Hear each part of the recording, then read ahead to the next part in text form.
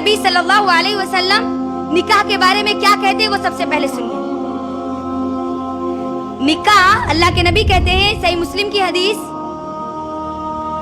तुम में से जो शख्स भी इस्तिताअत रखता है वो निकाह कर ले। अगर वो निकाह नहीं कर सकता, इस्तिताअत उसके पास नहीं है, बीवी बच्चों को पालने की ताकत नहीं है, उनको खिलाने पिलाने की ताकत नहीं है, तो वो रोजा रखे। क्योंकि ये दो चीजें ऐसी है जो हमारी शर्मगाहों की हिफाजत के लिए जरूरी है।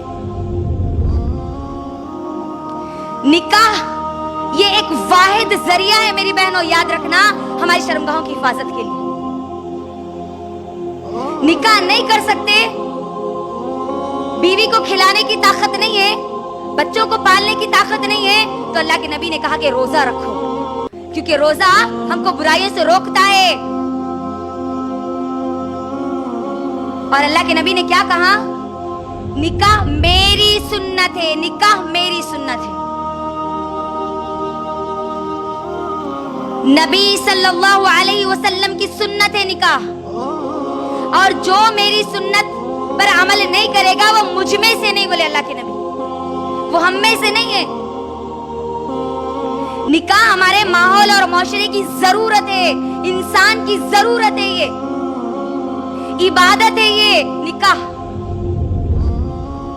अगर निकाह को आज जिस तरीके से मुश्किल कर दिया गया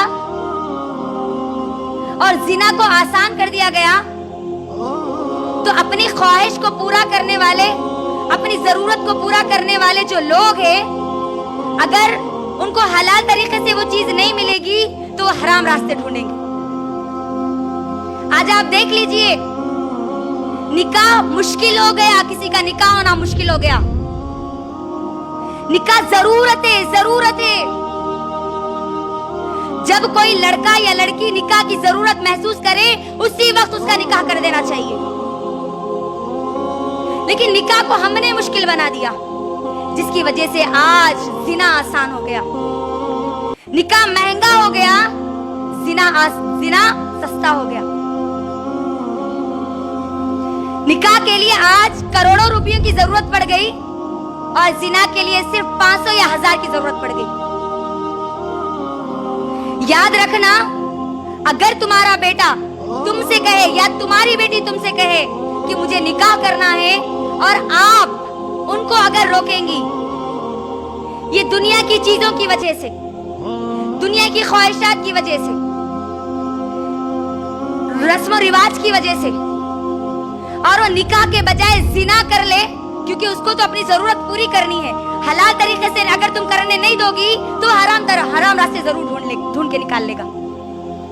जब वो जिना करेगा या करेगी, उसमें उसके निकाह में जितने लोग रुकावट में थे, यानी माँ रोक रही थी, बाप रोक रहा था निकाह के लिए, भाई रोक रहा था, बहन रोक रही थी, तो उसने जो जिना किया ना, उसका गुनाह इन सब को भी मिलेगा। याद रखना, इन सब को भी मिलेगा। तो इसीलिए मेरी बहनों, निकाह को आसान करो, निकाह को आसान करो। और ये निकाह को मुश्किल करने वाली हम औरतें हैं आज। औरत ही औरत की दुश्मन है आज। अब ये जो सासू माँ है ना, जो मर्द बन गए ना घर में, उन्होंने बहू को ढूंढने जाते ना, तो कैसा बोलते? राजा हर चीज देखते अभिनव।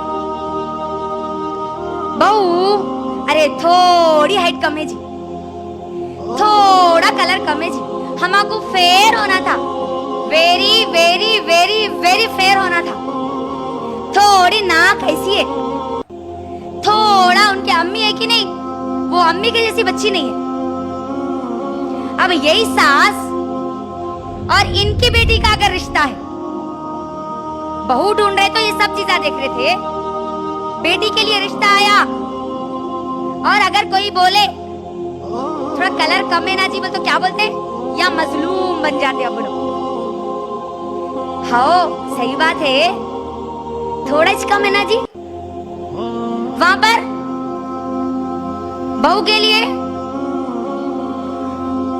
Very very very very fair होना था, बेटी के लिए थोड़ा कम है जी, थोड़ी हाइट कम है नहीं। अल्लाह अकबर। याद रखो मेरी बहनों, ये जो दोगलापन हमारे अंदर आ गया ना, औरत के अंदर, दो रुखापन निकाल के फेंको इसको, क्योंकि अल्लाह के नबी सल्लल्लाहु अलैहि वसल्लम की हदीस है, लानत है ऐसी औरतों पर जो दो रुखी होती है। लानत है, लानत। और याद रखो, लड़कियां पैदा होती है, बनाई नहीं जाती, मैन्युफैक्चर नहीं की जाती जो तुम उनको नाम रख रही हो। आज जो बोलते ना बेटे के लिए हमारे बच्चे की हाइट 5.6 है, बच्ची की हाइट 5.5 रहना कहते, और उनको फुल चमकती हुई होना कहते। अब उनको अगर हाइट जितनी बोले उतनी होना ना उनको, और जितना बोले fair, very fair, milky fair, जो बोले फेयर, वो पूरे फेरा मिल जाते। किसमें मालूम? ट्यूबलाइट में। अपने बेटे की शादी ट्यूबलाइट से कराओ, फिर सब मिल जाते, तुम्हारी पूरी ख्वाहिशां पूरे होते। फिर याद रखो, लड़कियां पैदा होती है, बनाई नहीं जाती। तुमको किसी ने हक नहीं दिया कि वो किसी औरत पर नाम रखे, किसी लड़की पे नाम रखे। आज हम कितने नाम रखते हैं, अल्लाह अकबर।